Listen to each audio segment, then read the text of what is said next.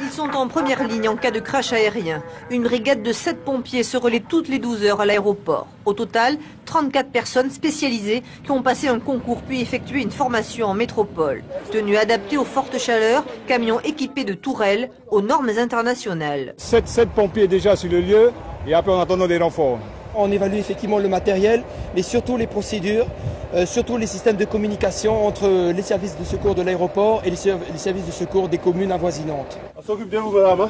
Et jusqu'à l'arrivée des secours, les pompiers sont seuls pour gérer les blessés. Aucun médecin parmi eux, mais ils ont une formation solide en secourisme pour gérer les urgences.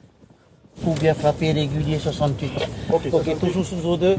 Victime toujours inconscient. Enfant. Déjà en PLS, ventilation à 26 en peu régulier, un coup à 70 régulier bien frappé. On est confronté à plus de 100 passagers pour 7 pompiers. Donc on ne peut raisonnablement pas les traiter un par un. Donc on va adopter une technique qui consiste à trier les victimes, les impliquer en fonction de leur état. Ces techniques de tri sont en fait compte reprises de toutes les méthodes, de toutes les procédures qui ont été développées pendant les guerres. Ce sont les guerres en fait compte qui ont permis d'organiser les secours de façon à sauver le plus grand nombre de monde.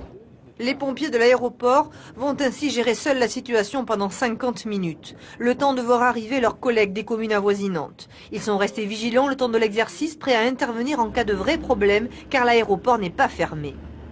Dans un exercice réel, la piste est totalement fermée. Les avions qui doivent partir ou revenir, tout est plaqué au sol pour les avions au départ. Et ceux qui sont en destination d'ici sont renvoyés vers les aéroports de départ, d'origine.